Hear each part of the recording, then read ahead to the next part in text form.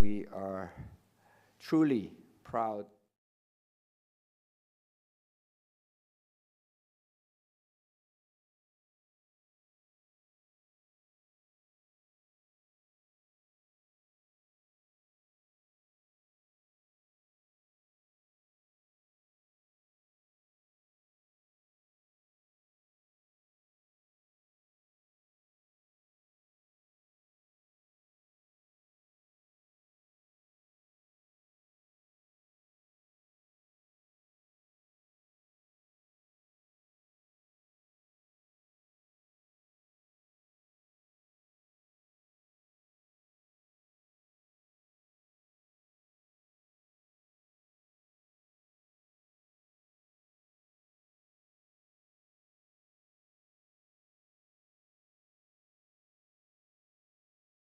the economy of Bali in the third quarter of 2022 grew significantly by 8.1% year on year, which is a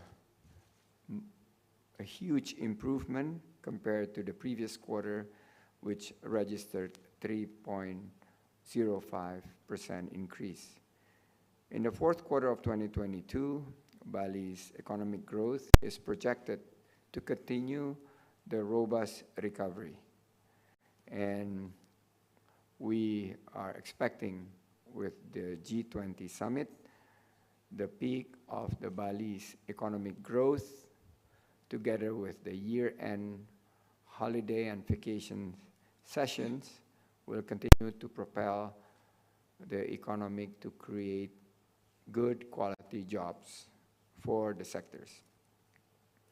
There are several factors other than the G20 summit. Is also more airlines will increase their frequency and trips to Bali and other destinations in Indonesia, and the focus of sustainability and quality tourism and creative economy, as well as the 8th special economic zones, including the much anticipated health special economic zones in Sanur, Bali. There's also massive digitalizations in various sectors of the economy, in particular tourism and creative economy. Some strategic steps that we have taken and we continue to focus on, which is encouraging increased competitiveness in organizing world-class MICE through incentive package and attractive tour opportunities.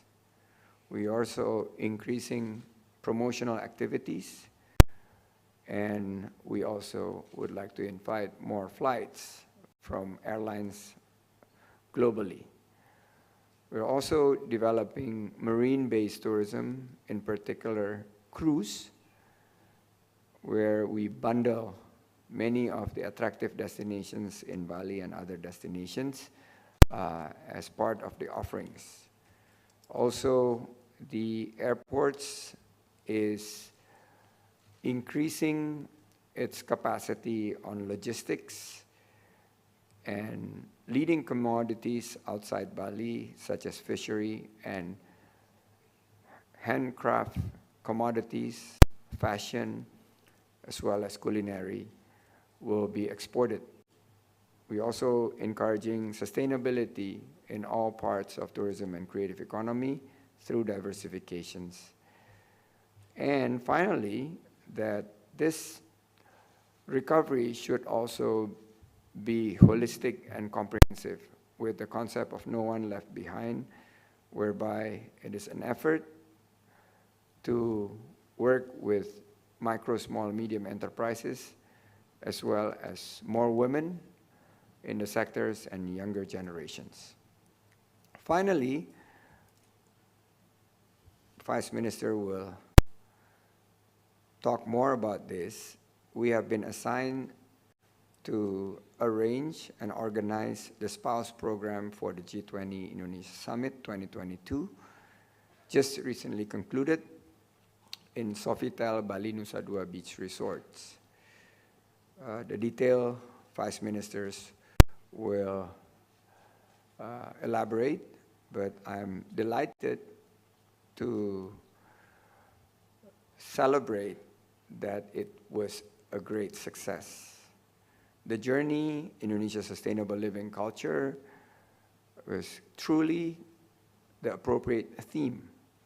And this is in line with our G20 presidency theme of Recover Together, Recover Stronger. I would like to pass the mic now to Vice Minister to update us about the spouse program, and maybe more technical questions can be answered later on, and also with the help of Ibu Kiki as Deputy for Tourism, Products, and Events. Mbak Wamen, the mic is yours.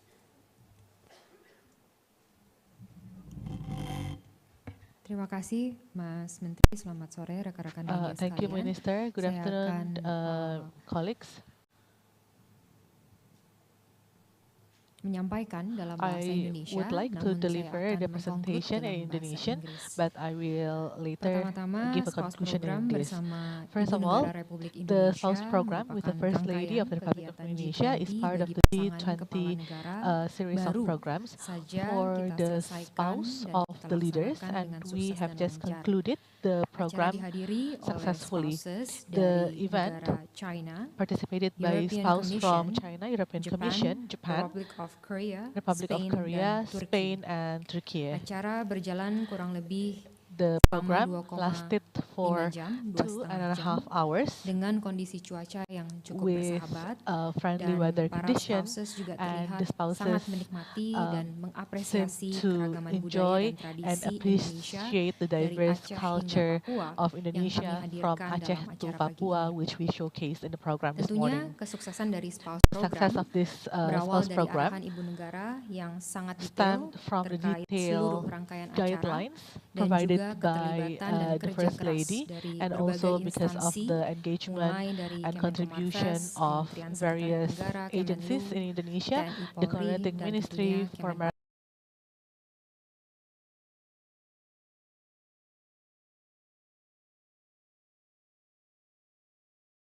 the journey Indonesia Sustainable Living Culture.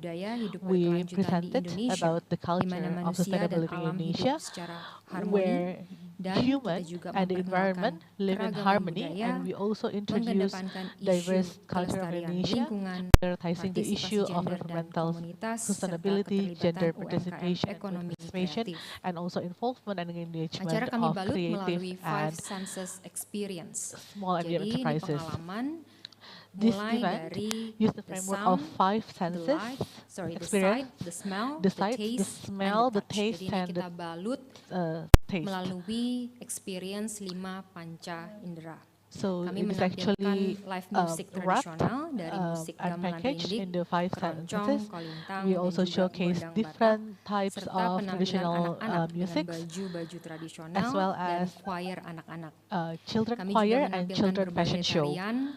dari tari as well as merak, tari dances pendet, like serta merak tari dances, tortor. pandat dances, tortor Dan di dance. setiap ruangan And kami in berikan every room, aromaterapi khas we Indonesia provide dari Indonesia rempah dan aromatherapy tanaman yang bisa based ditemukan on di spices and Indonesia. herbs Dari wastra, kami juga native menampilkan in batik Indonesia. serta In tenun terms dari berbagai daerah, of serta menghadirkan langsung the ibu-ibu penenun, clothing, ibu-ibu we pembatik, have dan serta mama pengrajin traditional noken dari Papua. artisanal Kami juga weavers melibatkan as well as UMKM, the ekonomi noken kreatif yang artisans menampilkan from Papua. fashion, dekorasi We rumah, also perhiasan mutiara, jamu, demonstrated different aromaterapi, types of sampai kepada fashion, bumbu dan rempah-rempah. aromatherapy, Para spouses juga spices, terlibat and dalam herbs pembuatan topi production. dan dompet yang We terbuat dari also daun involve the lontar. spouses Dan to terakhir kami produce tutup hats dengan food from theater lontar. khas Indonesia. And at the end Tentunya of the kita berharap program, bersama bahwa we spouse program presented pagi Indonesia tadi Food menjadi Theater. momentum We hope that yang this baik bagi kita spouse semua program untuk can be a good menampilkan momentum for all of us keberagaman to dan showcase kebinekaan the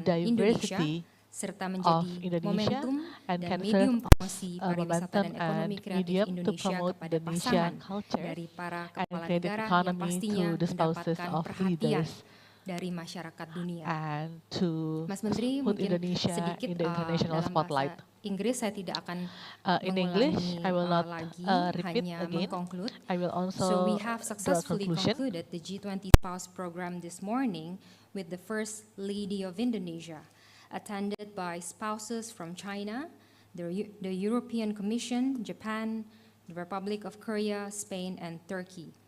The 2.5-hour program consisted of cultural exhibition and activities, live art performances, and the creative economy SMEs display. And finally, we conclude the program with a food theater concept for lunch.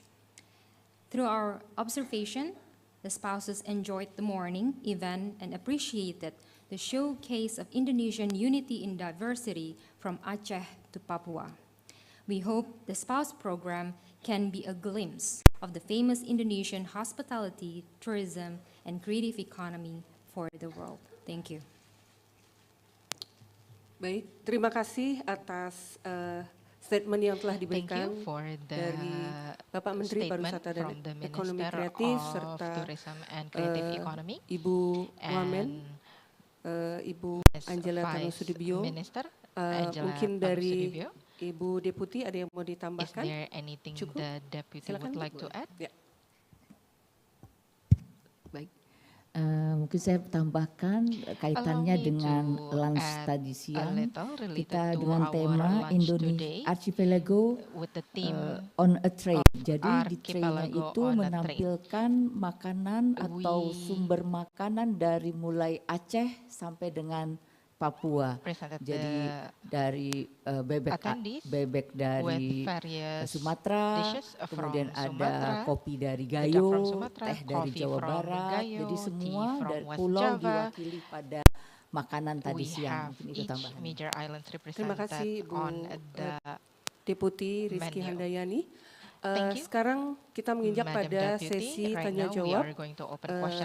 Bagi teman-teman media yang akan atau ingin bertanya, kami persilakan menyebutkan nama dan media yang diwakilkan. For all media attendees, should you have any questions, please raise your hand, mention your name and the media that you represent. Thank you.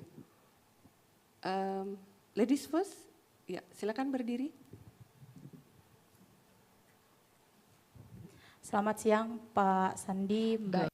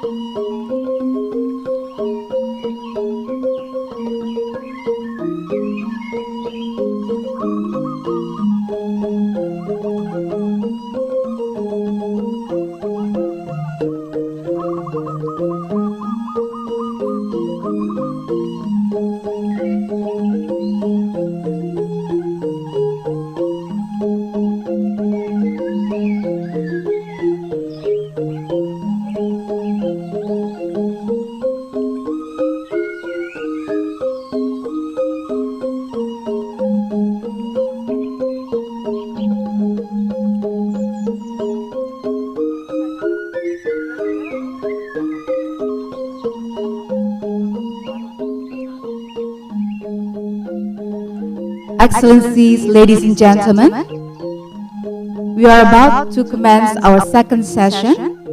We would like to kindly request all heads of delegations to please take your seat. We kindly ask all security and liaison officers to leave the room. For all media officers, please stay at the designated areas. Thank you.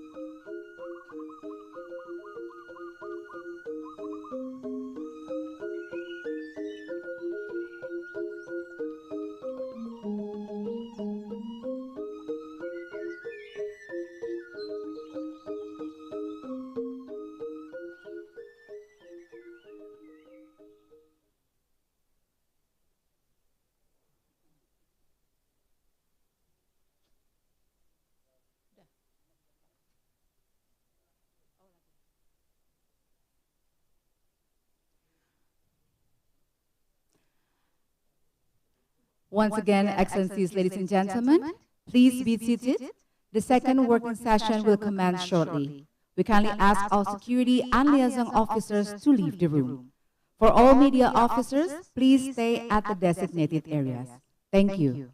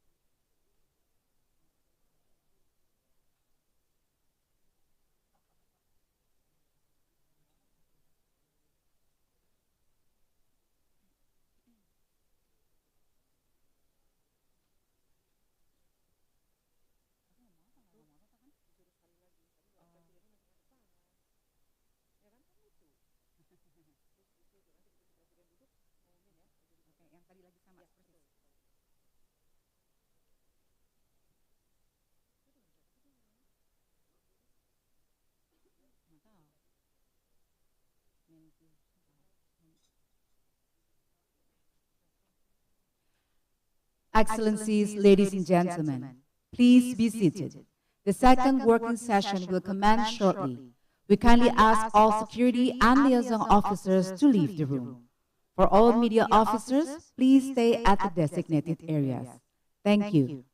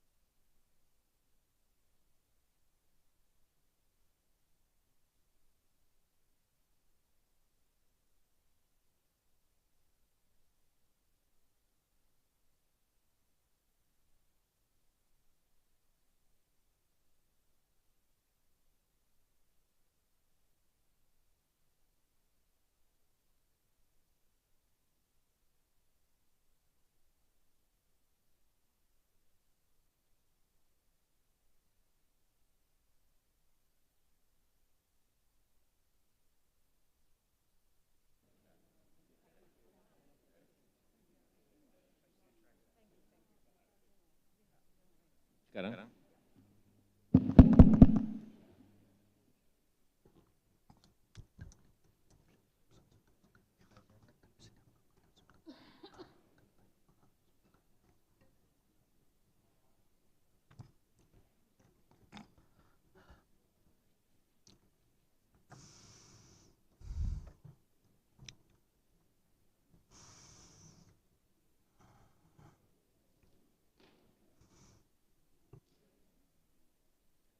Yang mulia, Excellencies, saya nyatakan pertemuan sesi kedua ini dibuka kembali. I resume the meeting for the second session. Semoga Yang Mulia dapat menikmati makan siang yang kami sajikan tadi. I hope Your Excellencies enjoyed the lunch banquet we have prepared. Sekarang kita mulai berdiskusi mengenai isu kesehatan. Very well, we will now Saya start ingin our discussion mengawali on health. dengan sambutan pembuka I would like saya. to start with my opening remarks. Para pemimpin G20, G20 leaders, dunia kita semakin pulih dari pandemi our COVID-19. world is recovering from Namun, the COVID-19 kita pandemic, tidak boleh lengah. but we must not be Darurat complacent. kesehatan berikutnya The next health dapat emergency muncul kapan saja. might just happen Kali ini anytime. dunia harus lebih siap. This time, the world must be ready.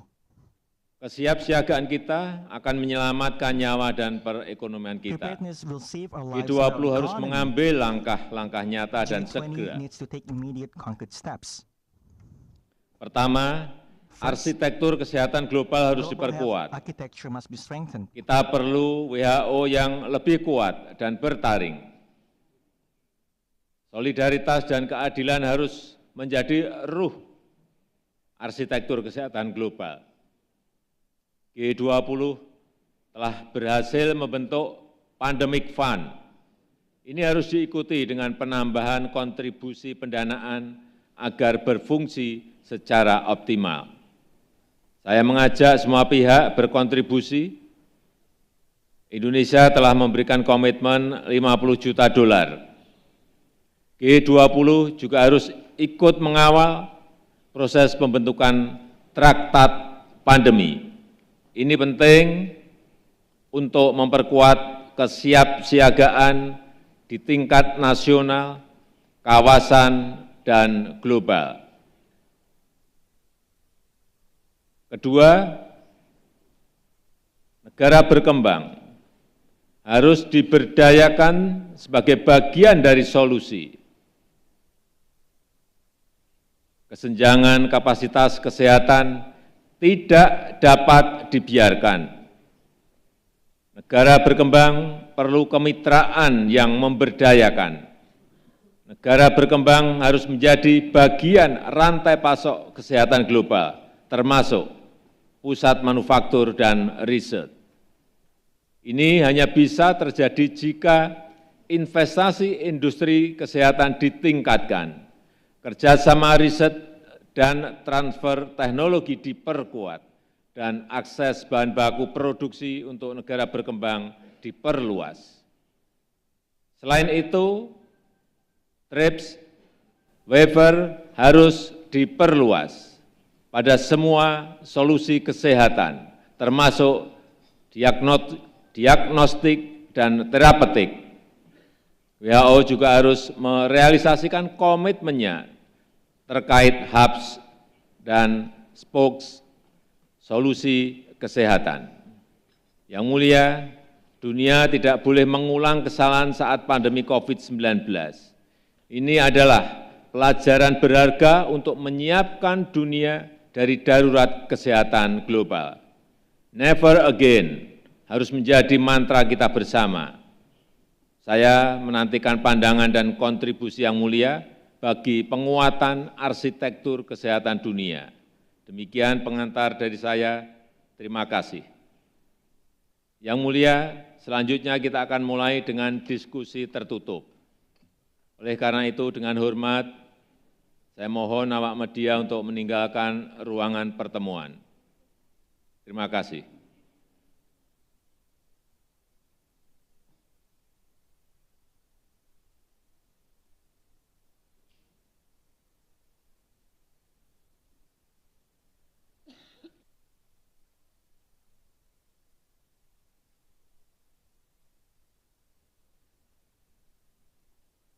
Yang mulia,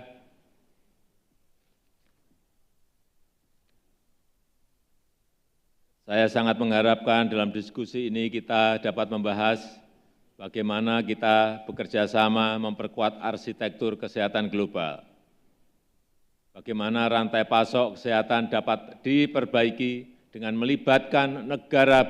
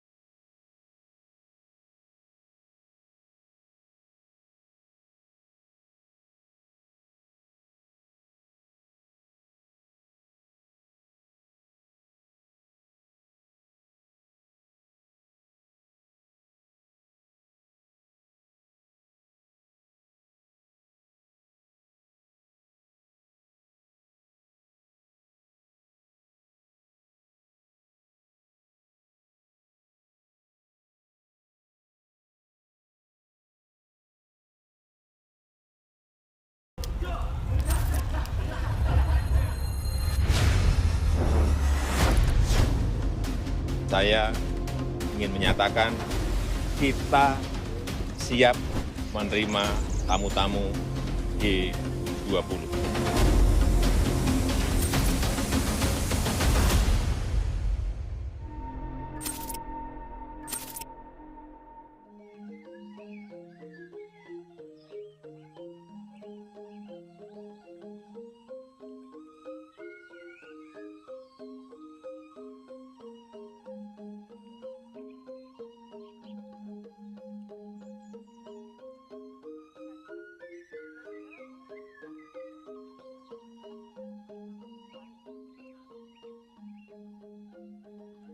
Excellencies, ladies and gentlemen, we are about to commence our second session. We would like to kindly request all heads of delegations to please take your seat. We kindly ask all security and liaison officers to leave the room. For all media officers, please stay at the designated areas. Thank you.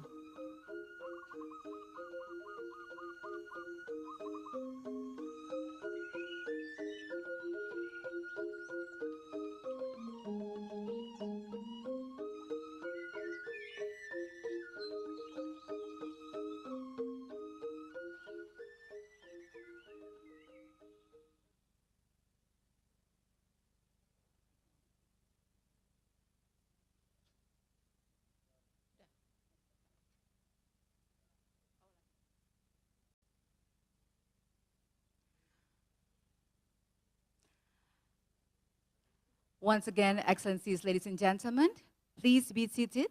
The second working session will commence shortly. We kindly ask all security and liaison officers to leave the room. For all media officers, please stay at the designated areas. Thank you.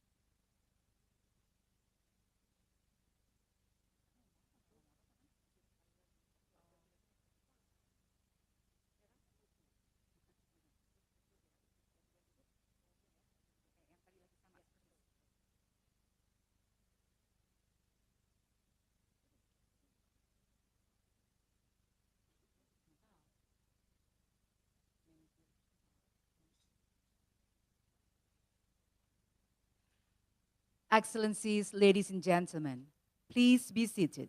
The second working session will commence shortly. We kindly ask all security and liaison officers to leave the room. For all media officers, please stay at the designated areas. Thank you.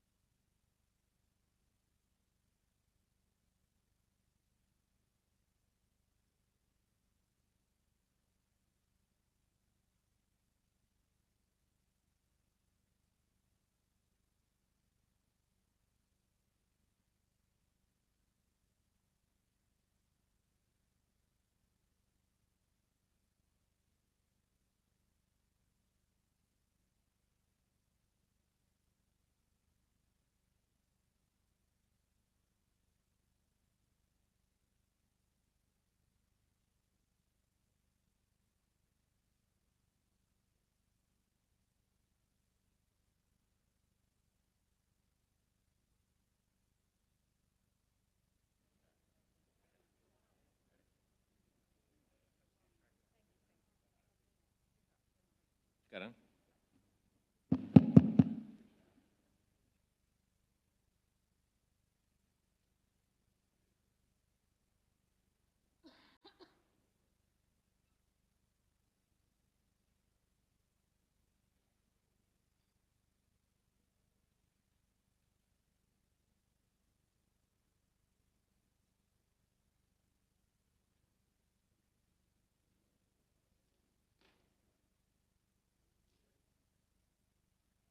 Yang mulia,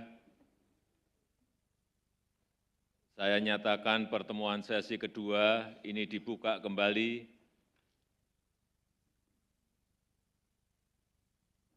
Semoga yang mulia dapat menikmati makan siang yang kami sajikan tadi.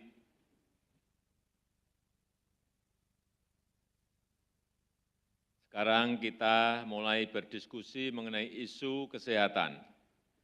Saya ingin mengawali dengan sambutan pembuka saya. Para pemimpin G20, dunia kita semakin pulih dari pandemi COVID-19. Namun, kita tidak boleh lengah. Darurat kesehatan berikutnya dapat muncul kapan saja. Kali ini dunia harus lebih siap. Kesiapsiagaan kita akan menyelamatkan nyawa dan perekonomian kita. G20 harus mengambil langkah-langkah nyata dan segera. Pertama, arsitektur kesehatan global harus diperkuat. Kita perlu WHO yang lebih kuat dan bertaring. Solidaritas dan keadilan harus menjadi ruh arsitektur kesehatan global. G20 telah berhasil membentuk Pandemic Fund. Ini harus diikuti dengan penambahan kontribusi pendanaan agar berfungsi secara optimal. Saya mengajak semua pihak berkontribusi. Indonesia telah memberikan komitmen 50 juta dolar. G20 juga harus ikut mengawal proses pembentukan traktat pandemi. Ini penting untuk memperkuat kesiapsiagaan di tingkat nasional, kawasan, dan global. Kedua, negara berkembang harus diberdayakan sebagai bagian dari solusi. Kesenjangan kapasitas kesehatan tidak dapat dibiarkan. Negara berkembang perlu kemitraan yang memberdayakan. Negara berkembang harus menjadi bagian rantai pasok kesehatan global, termasuk pusat manufaktur dan riset. Ini hanya bisa terjadi jika investasi industri kesehatan ditingkatkan, kerjasama riset dan transfer teknologi diperkuat, dan akses bahan baku produksi untuk negara berkembang diperluas. Selain itu, TRIPS waiver harus diperluas pada semua solusi kesehatan, termasuk diagnostik dan terapeutik. WHO juga harus merealisasikan komitmennya terkait hubs dan spokes solusi kesehatan. Yang mulia, dunia tidak boleh mengulang kesalahan saat pandemi COVID-19. Ini adalah pelajaran berharga untuk menyiapkan dunia dari darurat kesehatan global. Never again harus menjadi mantra kita bersama. Saya menantikan pandangan dan kontribusi yang mulia bagi penguatan arsitektur kesehatan dunia. Demikian pengantar dari saya, terima kasih. Yang mulia, selanjutnya kita akan mulai dengan diskusi tertutup. Oleh karena itu, dengan hormat, saya mohon awak media untuk meninggalkan ruangan pertemuan. Terima kasih.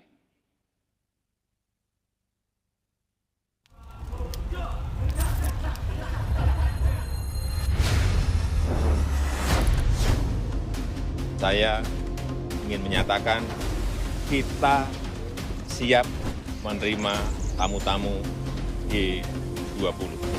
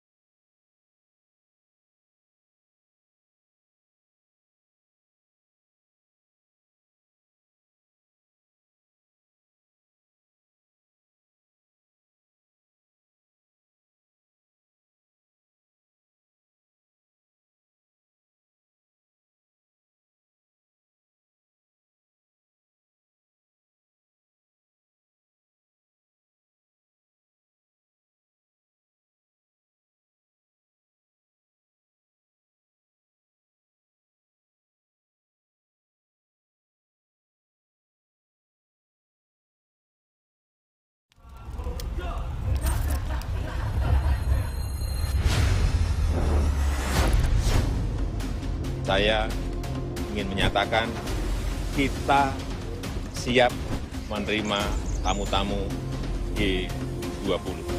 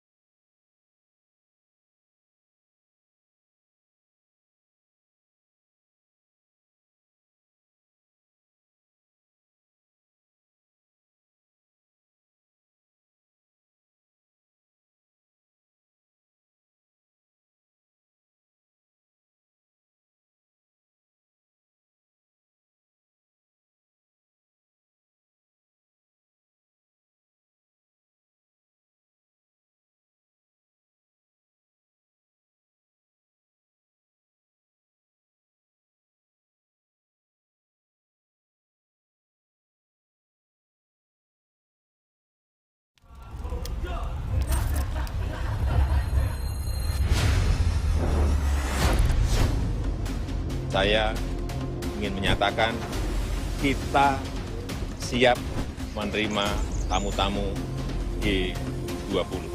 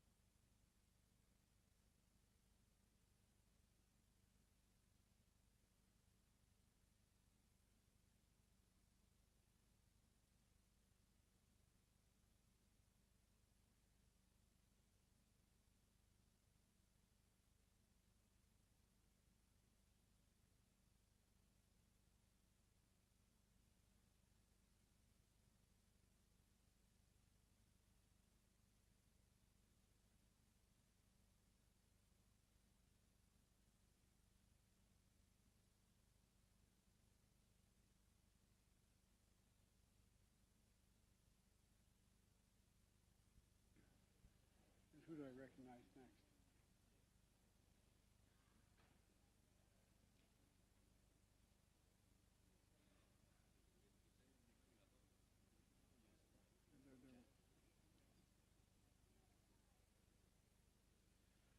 I thought I was introducing you. I guess I'm starting. Gotcha. Sure, okay.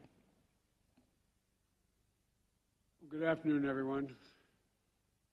We haven't heard enough from everybody, so we're going to go another 5 hours. I want to welcome you all. I'm going to make some brief opening comments and yield to my friend who's been doing not much today, except doing this all day. And then to, as much as I like to go to President von der Leyen, who I like better than anybody here, but so we're going to begin now. Folks, good afternoon. I want to thank everyone for being here. You've done a tremendous job, by the way, for really. You've done a great job.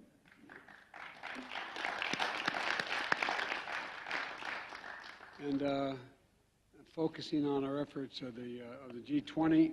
Do I have this on? Yes. The G20 toward restoring and recovering together and recovering stronger. As we were saying outside, we were having a photograph taken. I'm convinced we're going to come out of this crisis we've been through in the pandemic and other things stronger than we went in. Every time we engage, we get better. And today we're focused on investing together and investing stronger than we have in the past. In June, I joined my fellow G7 leaders to officially launch the Partnership for Global Infrastructure and Investment, with the collective goal of mobilizing $600 billion in 5 years for quality, sustainability, and innovative infrastructure and investments in low and middle-income countries. As I've spoken with my Canadian friends, this is something that we have an obligation to do, it seems to me, to deal with those nations that are not the primary cause of many of our problems, but are now left with a great deal of difficulty. I want to emphasize the word investments. Investments that are driven by local needs, development with our partners, and delivering real results to improve the lives of all of our people. Through the partnership, we've already launched an array of new projects with countries across the G20 and beyond, collaborating in new ways on climate, energy security, and digital connectivity, health infrastructure, and gender equity and gender equality. And let me give you some examples of the work we've been doing. First, in climate and on energy security. As we accelerate our investment and speed transition to clean energy future to meet the climate crisis head on, we have to make sure that they benefit people everywhere, not just in the larger countries. And that's why we're proud to partner with Indonesia and Japan under both our colleagues, an unflagging leadership from both of them, together with a broad coalition of countries to create the Just Energy Transition Partnership. Not just like soon, but to be just energy partnership. Also critical to this effort has been the work of the Glasgow Financial Alliance for Net Zero, co-chaired by my friend and champion of global climate efforts, Mike Bloomberg. Together, we hope to we're mobilizing $20 billion to support Indonesia's efforts to reduce emissions and expand renewable energy, and support workers in who are most affected by the transition away from coal, and that can be difficult. That $20 billion from partner governments and some of the world's leading financial institutions will accelerate an ambitious energy transition that has a global impact.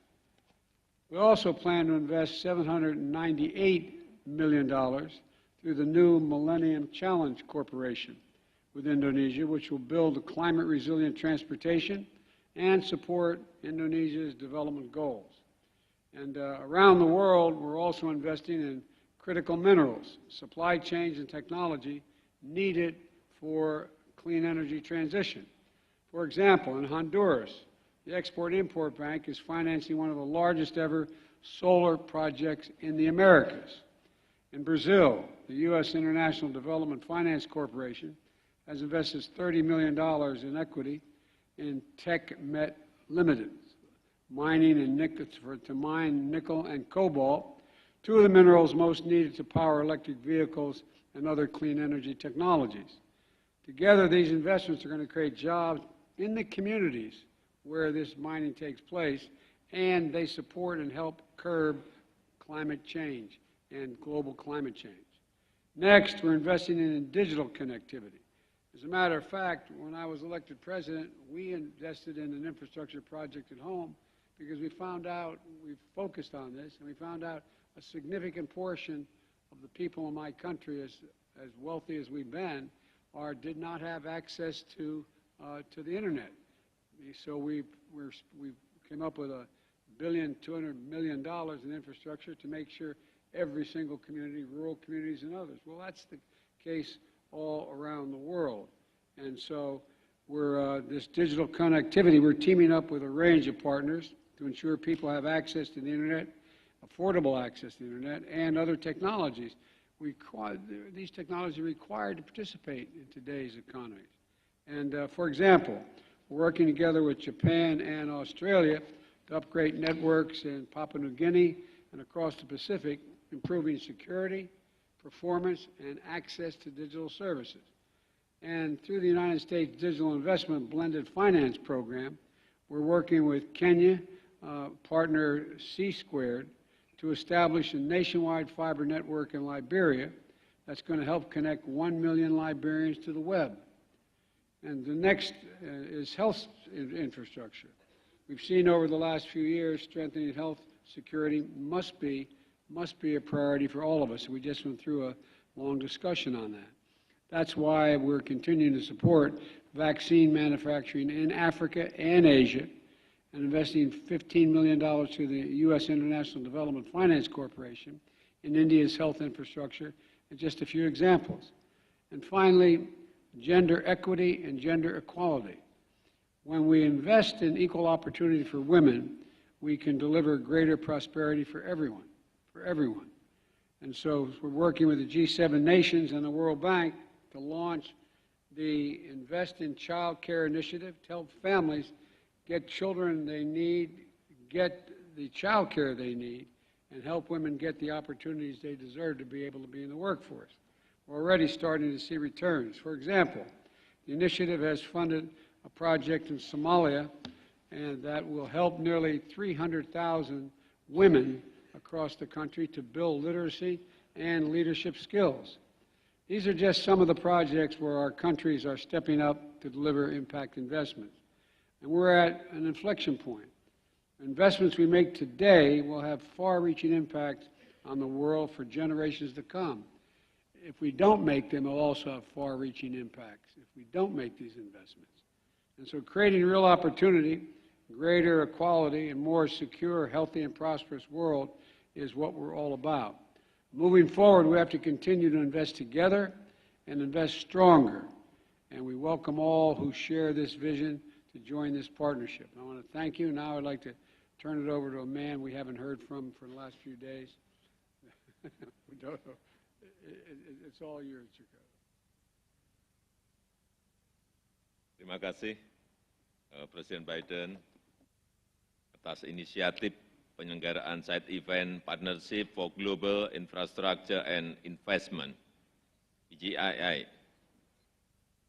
Indonesia selalu mendukung penguatan pembangunan infrastruktur di negara-negara berkembang.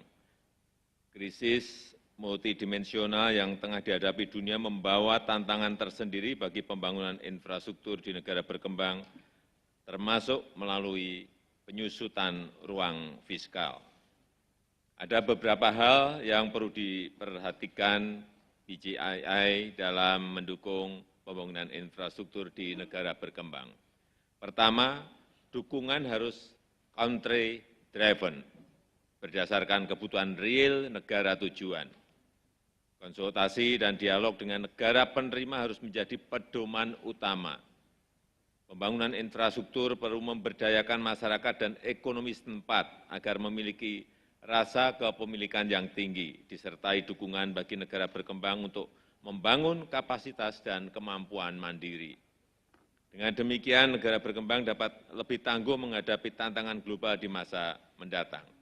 Sebagai contoh, Indonesia tengah mendorong pemerataan pembangunan melalui pemindahan ibu kota ke Nusantara. Ini akan membuka peluang investasi sebesar 20,8 miliar dolar di berbagai sektor infrastruktur. Kedua, upaya kita harus didasarkan paradigma kolaborasi. Pelibatan lebih banyak pemangku kepentingan, termasuk sektor swasta, akan membawa manfaat nyata. Saya percaya inisiatif seperti PGII akan semakin bermanfaat jika melibatkan sebanyak-banyaknya negara di dunia. Ketiga, PGII harus menghasilkan dukungan pembangunan berkelanjutan, termasuk lewat pembangunan hijau dan transisi energi. Negara berkembang paling rentan terhadap tantangan pembangunan berkelanjutan dan perubahan iklim. Presidensi G20 Indonesia telah mendorong kerjasama nyata di bidang sustainable infrastructure dan pendanaan pembangunan. Indonesia sendiri juga bersungguh-sungguh mengembangkan industri hijau termasuk ekosistem industri mobil listrik sebagaimana yang mulia saksikan langsung di KTT Bali ini. Yang mulia, Indonesia siap mendukung inisiatif PGII. Harapan saya PGII dapat memperkuat hasil yang telah dicapai di G20. Terima kasih.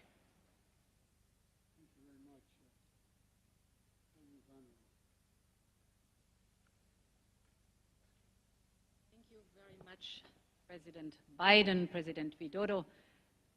We have discussed throughout this day that we live in a truly volatile global economy with obviously changing climate. And on top, in addition, we see that Russia's war is rubbing salt in the wound of the economic recovery of COVID-19. So this mixture made us completely reevaluate our energy, our trade, and our security relationships. What is the situation for the European Union? We have decided to diversify completely away from the Russian fossil fuels. We have understood and learned our lesson that it was an unhealthy dependency, unsustainable, and we want reliable and forward-looking connections. And this is why we are launching the Partnership for Global Infrastructure and Investment, PGII. We are joining forces to give our partners a powerful and a positive offer. You have said, dear Joe, the world needs a positive investment boost. This is what it's all about. To help build the global infrastructure that we all need for sustainable growth. So invest in renewable energy, in transport corridors, in digital connections that people can trust. From the European side, the contribution is the so-called Global Gateway. It's our 300 billion euros investment program for abroad for the next 5 years, combined with the wish to harness the power and the knowledge of the private sector. And we're deeply convinced that this will be a game changer for two reasons. First of all, Global Gateway, or PGII, is not just investing massively in the state-of-the-art infrastructure, but is also investing in the local capacities of our partners. This is crucial. We want to strengthen our shared resilience. We have been discussing in the last session the vaccine manufacturing example. What is special about it? If we take the example from the European Union, there is a European-American company that is sharing its mRNA technology and training local professionals. So it's about skills. Then we have African and European financial institutions that are providing the investment. And we have our regulatory medicines agency that are sharing their know-how. No single actor in this combination could have done this alone, but together we're able really to deliver on the ground. And my second point is that the Partnership for Global Infrastructure and Investment is working because it is demand-driven. We see an enormously rising demand for renewable energy, and this is a good example. As I said, Europe has decided to diversify completely away from the Russian fossil fuels, and we want to leapfrog to clean energy. We need this clean energy, not only to have it homegrown, but also to import it. Our partners in the global south have an abundance of clean energy potential and resources. So Europe could turn into the world's largest market for their energy exports. What is necessary is investment and infrastructure. And that's where we have to team up. So some examples: at COP27, we've signed hydrogen partnerships with Namibia, Egypt, and Kazakhstan. Or with Namibia, we're building transport corridors from the Indian Ocean to the Atlantic port of Walvis Bay. And there's much more to be done. I'm very happy that today we launch the Just Energy Transition Partnership with Indonesia, a big step forward. Team Europe will contribute over 1 billion euros. It is the roadmap for the country's low-carbon future, and we are investing in developing geothermal energy. Or we are engaged in talks with India for renewable hydrogen, with Chile for critical raw materials. Or we are launching a digital alliance in Latin America to build a fiber optic cables and satellite connectivity. Many of these examples show exactly the direction of travel and the shared interest that we do have. So we are ready to contribute. If we align our investment strategies and crowd in the private sector, that is crucial. I think we can maximize our joint impact. Let's bundle our forces and make a positive difference in investment globally. Now I have the pleasure to invite the heads of state to deliver their remarks, and I hand over the floor to Japan's Prime Minister Kishida. Fumio, you have the floor. はい、ありがとうございます。まずこのイベントの開催を歓迎いたします。インフラは国の発展の基盤です。グローバルインフラ投資パートナーシップが進める質の高いインフラ投資は、インドネシアが掲げる G20 のテーマ。Kami akan menjamu yang mulia dan Bapak Ibu di hamparan pantai Bali yang indah, yang menginspirasi gagasan-gagasan inovatif untuk produktivitas G20 ke depan. Sampai bertemu di Indonesia, terima kasih.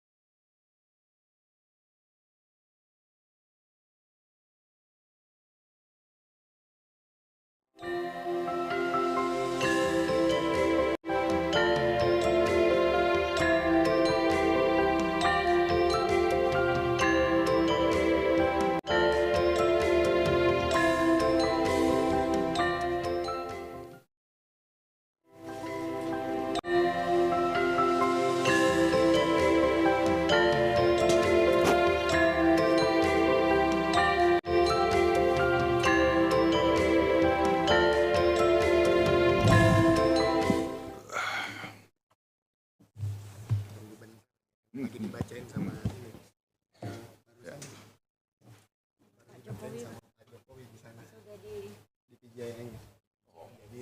Jadi biar selesai dulu pengumumannya di sana.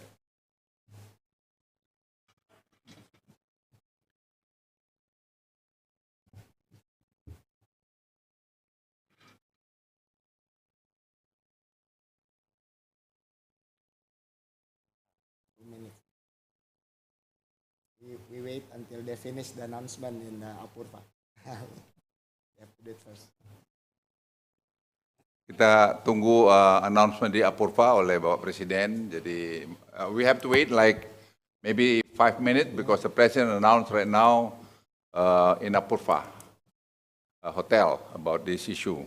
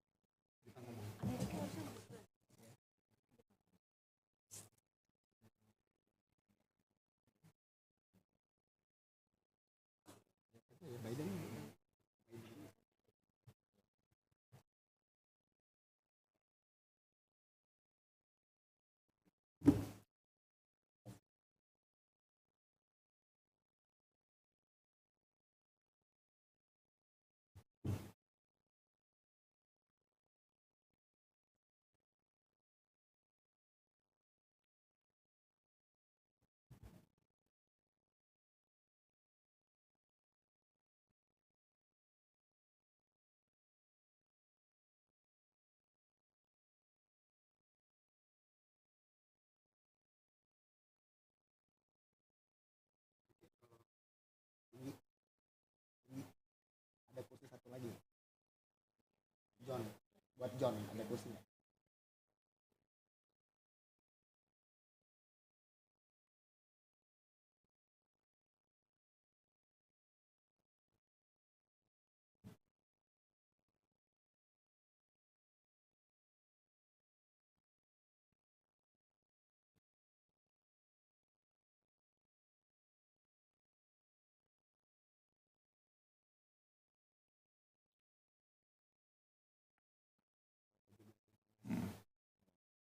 John juga lagi masih di jalan.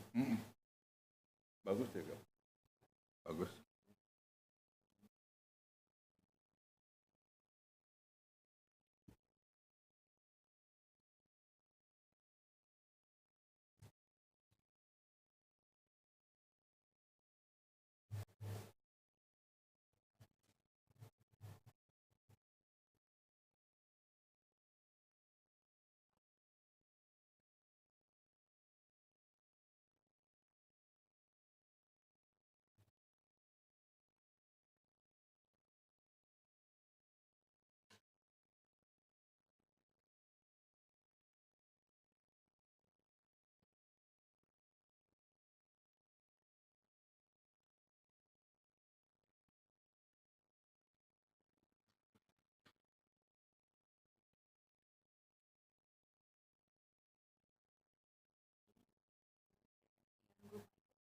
John aja.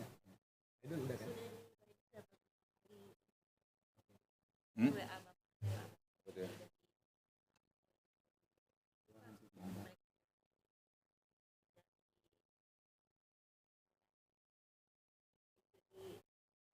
Jadi sekarang sudah bisa mulai. John aja. Oh, John aja tunggu dia. Sampai dia.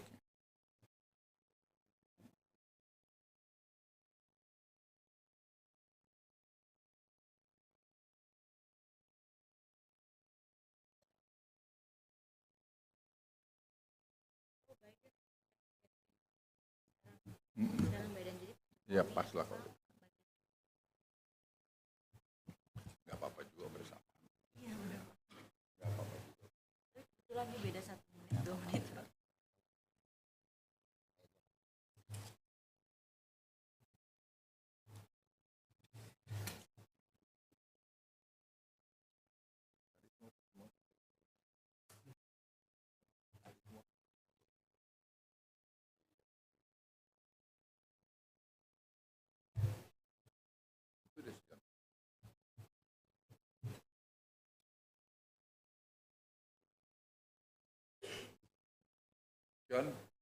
John, join us here.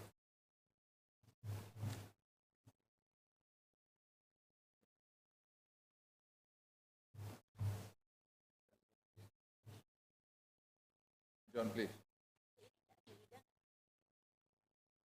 Kalau ada kursinya dia sih bisa aja.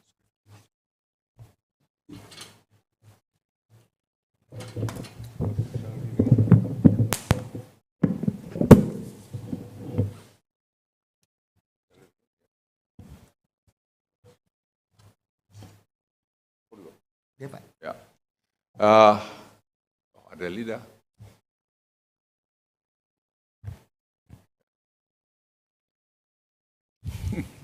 Okay, good afternoon, distinguished guests and media partners.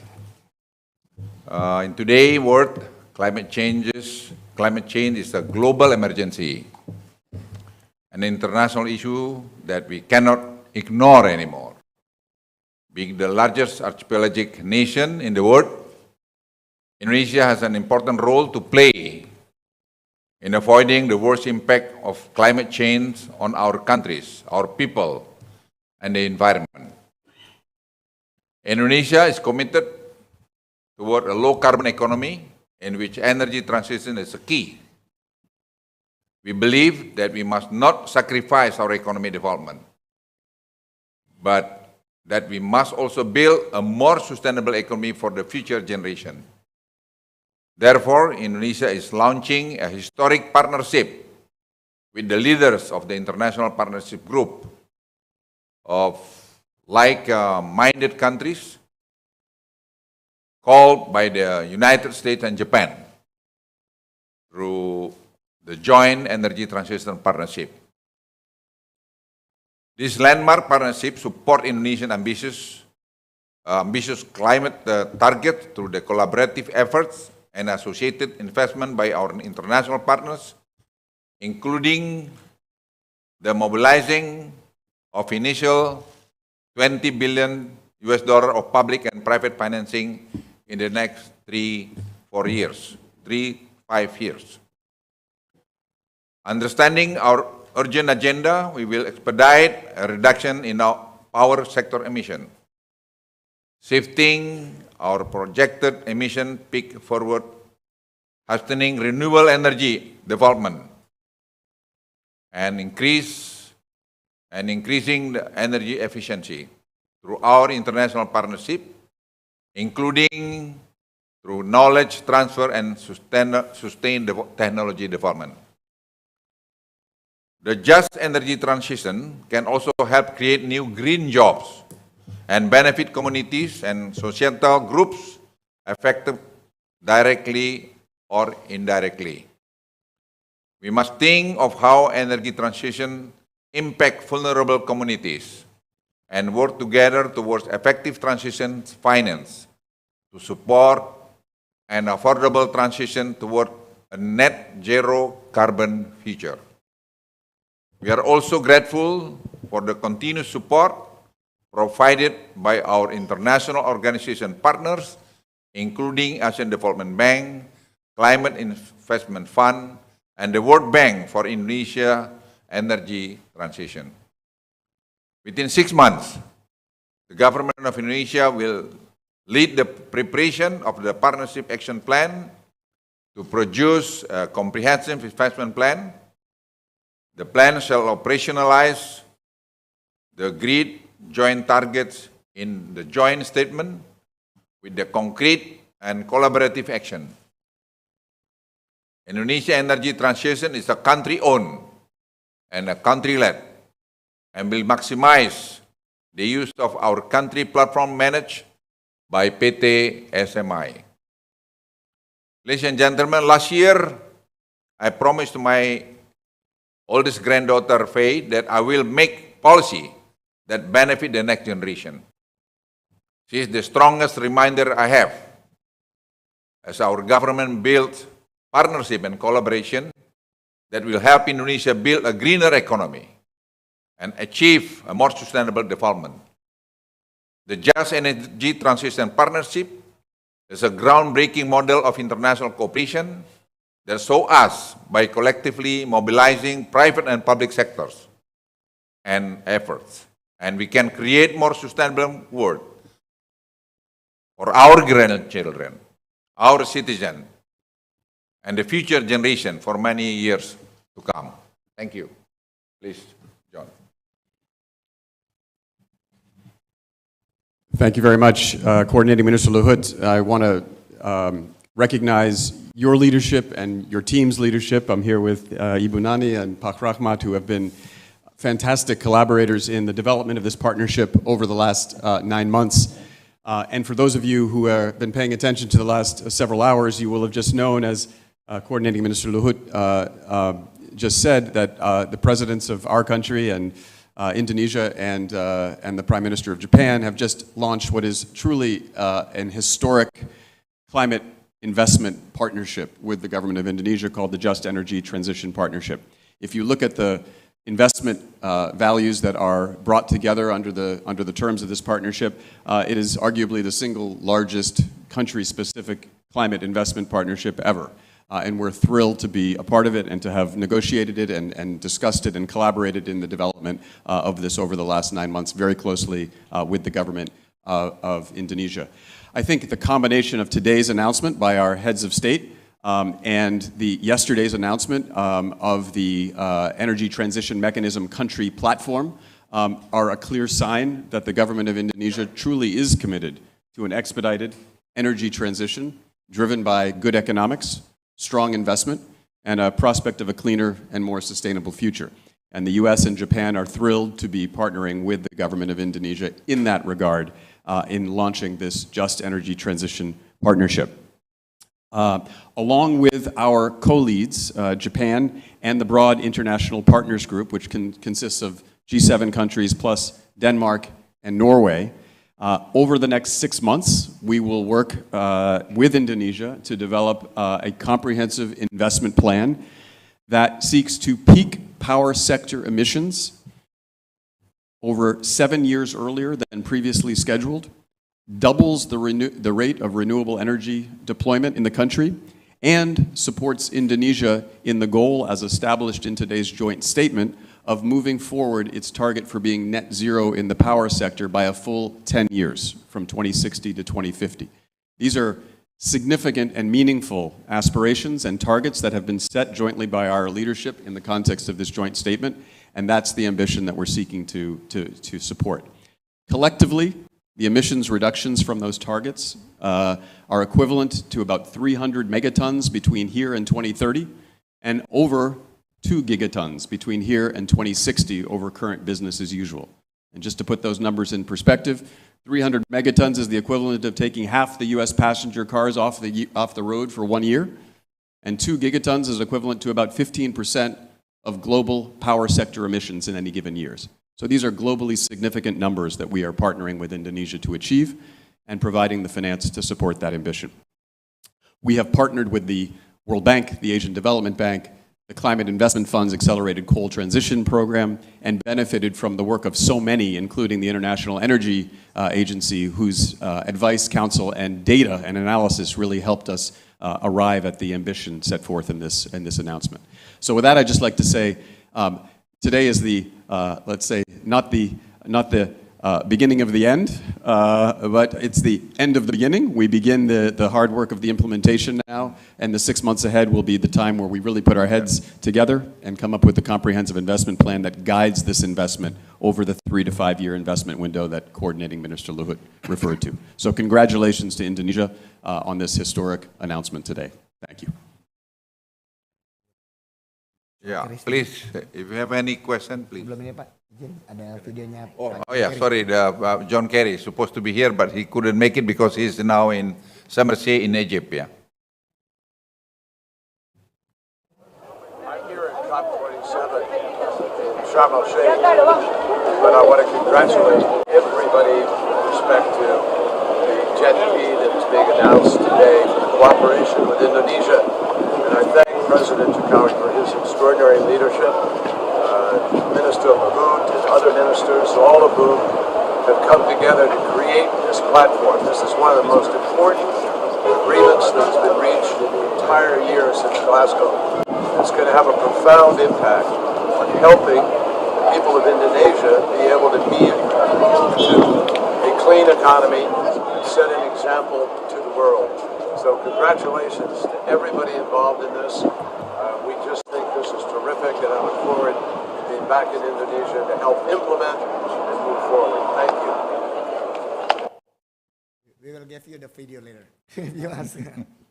Ya, kalau ada pertanyaan, please, if you have any question, please.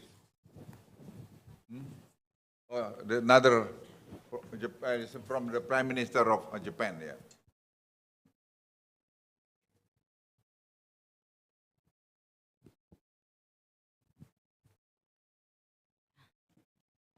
Okay, please. Yeah. Yeah. Good evening. My name is Grace. I'm from Bloomberg News. I have a few questions for Opung Luhut. First one is a bit technical, Pung. Following up this financing, is there any details on the coal-fired plants that will be retired by this funding through this financing? And then for the funding distribution, how much is the portion of the debt and the grant? And is the interest rate low enough, beneficial enough for us? That's my first question. And the second is, what has been offered to coal players to assure that this phase out would not hurt their business, their bottom line? Any assurance that the government has given to the coal businesses for this plan? And Indonesian is commonly known, Indonesian coal business is commonly known, closely related to elites and politics. And how did Indonesian government manage to convince the donors that the coal players will be able to deliver? I think there's still a lot of things to do for the next 6 months. We mentioned already about this, and detail, figure, etc. We have already a number. But to finalize this number, I think it takes some time before we can come up with this. But I think the very important one, John Morton and his team, and Rahmat, Ibu Nani with our team, are already building the very good trust. So then we understand what we're going to do for the next 6 months. And when you ask about the number of how many gigawatt that we're going to make early retired, we have already maybe 5.2 we propose gigawatt. But how do we schedule this one? We like to make it also detailed things. And how many loans that we're going to have? Well, we also discussed about the issue. And what's also the interest of the loan. Detail, I think, can be discussed later on. And Rahmat maybe get some numbers about that. Or John, you can maybe add some this one. Please, John. Sure, thank you. I'll be brief and respond to 2 of the questions. Thank you for those. With respect to the $20 billion headline figure, that's divided between public contributions of about $10 billion and private contributions of $10 billion as well. I will note that it is also, I think, historic to have a private sector commitment alongside a public sector commitment, and it's we really applaud and thank the Glasgow Financial Alliance for Net Zero and GFANZ for helping bring together a coalition of 7 global financial institutions who are prepared to invest in this transition and to support this ambitious agenda. With respect to the public finance, that includes a mixture of concessional finance, grants, loans, guarantees, and a whole range of public funds that come from a range of different public financial institutions across the 9 member IPG countries. And more details will be available about those over time as we develop the investment plan. And with respect to coal, I will just say that we have established a goal and a target in the joint statement, a very clear target of, and you'll see it on the public announcements, of 290 megatons of CO2 equivalent. And that, of course, is a number that we now will start driving toward and working collaboratively with our colleagues to achieve. Whatever we're going to do, one thing that I make also on the criteria, we're not going to disturb our economic growth. This is, I think, very important things, so that we have to be careful also to do it. So we have to do it right. So it's not easy job, to be honest to all of you, because job creation and also about many things. So, but we look at the balance of this, we are pretty confident also, because trust between us, I think, is already there, and and John Morton and my team, they are working hand in hand, and my communication also with Pak John Kerry also going very well. So I don't know how many times we make a telephone call and maybe Zoom and meeting in order to come up with this situation today. So we are pretty confident that we can achieve this target. Like John Morton explained, the number of carbon emission that we can reduce by doing this, and etc. Ya, siapa lagi? Maybe one more, Pak, because we have to go. One more. Yeah. Selamat sore, Opung. Andi Pung dari Kata Data. Yeah. Ada beberapa pertanyaan yang mau aku tanyakan. Pertama, tadi kan terkait pertemuan sesi pertama itu kalau dari jadwal jam makan siangnya agak sedikit telat ya Pak. Kalau kabar yang beredar karena setiap kepala negara itu ngambil waktunya 3 oke. Kalau gitu yang yang ini aja. Kalau gitu untuk yang pertama itu kan yang untuk GWK deh Pak, boleh nggak Pak? Pertanyaan soal GWK. Nah, pertanyaan fokus ini aja. Fokus ya Jepti ya, please. Permisi Pak. Ya, selamat sore Opung. Saya ingin bertanya tentang untuk climate change, new energy transition. Nah, di sini apa yang Indonesia sepakati untuk mewujudkan energy transmission ini? Terus, apakah ada kesepakatan antara Indonesia dan negara-negara global lain, misalnya Tiongkok, untuk mewujudkan energi atau transformasi energi ini? Terus apakah ada proposal yang dibawakan atau proposal yang ditawarkan setelah G20 ini, apakah ada investasi dari Tiongkok ke Indonesia yang baru? Terima kasih. Kalau ini tadi kesepakatan ini, tadi JEPT itu anggotanya G7 plus dengan 2 Denmark dengan Norway. Ya. Dan ini angka $20 billion itu dari mereka. Saya kira ini satu hal yang luar biasa. Jadi yang pertama di dunia yang dalam size seperti ini besar. Tadi John Morton sudah jelaskan. Dengan Cina kebetulan belum ada kaitan dengan ini. Silakan yang lain. Ya. Satu lagi please on topic. Ya. Thank you. Europe is going back to firewood. Can you? Europe is going back to firewood. That's a fact. It's not a speculation. And considering the geopolitical context and the pressure on the energy market and the impacts of these two on the inflation, do you think this arrangement will ever work? Can we have your views on this? How would this work? Well, our responsibility, to be honest to you, Wahyudi, is to the next generation of Indonesia. That's, I think, very important. So we have to do it, gradually, but we have the timeline. And I think understanding between the US side and the team and Indonesian side really in the level of trust very high. So yeah, we can do it. Yeah, we understand sometime emergency, like from Europe, they import also coal from us. We understand that from Germany and also from Poland, but this is temporary. But we are talking not only for the 5 years, but we are talking also long term from that. So we understand also that we have a lot of our coal fire, but you should also check to take to your consideration that we have 437 gigawatt of renewable energy potential.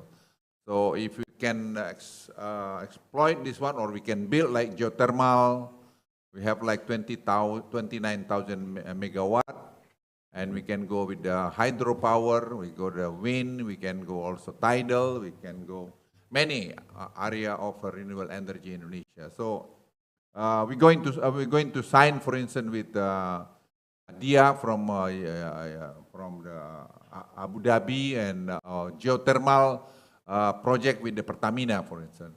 This is, I think, I don't know the size, I don't remember, but it's like maybe 2-3 gigawatt. Something like this we're going to explore, So when the JEPT countries offer this one, we can, bring some projects like geothermal in Central Java, maybe in Sumatra, maybe in NTB, maybe in Sulawesi. So there are so many things that we can do. 437 gigawatt is not a small number, small size. I don't think that we have enough $20 billion for that. There's still more room to go, yeah. But at least we begin with this $20 billion. Maybe you want to add anything? Just briefly to say, I would echo everything that Coordinating Minister Luhut said. Indonesia, if you look at a resource map of the world and you look at where a convergence of resources, including sun, solar, tidal, geothermal, converges, Indonesia is blessed with these resources. And in most countries around the world right now, in the vast majority of countries, renewables are cheaper. Yeah. And so our job is to help expedite that transition in a way that is consistent with this country's economic development, environmental, and industrialization goals. And I think we see a promising path forward here, which this partnership helps launch today. To all Indonesian media, I'd like to add, we are very rich, very rich country. In a way, we're talking about the renewable energy, but in the same time also we have the second or third largest forestry globally. We have also mangrove, the largest mangrove on earth, and also the peatland and some others. So you put this together, also the depleted reservoir. So you put it all together, this country is very, very rich. We just need to manage. So I like to tell our Indonesian people, hey, let's go work together. Trust to your leader that we can achieve this one.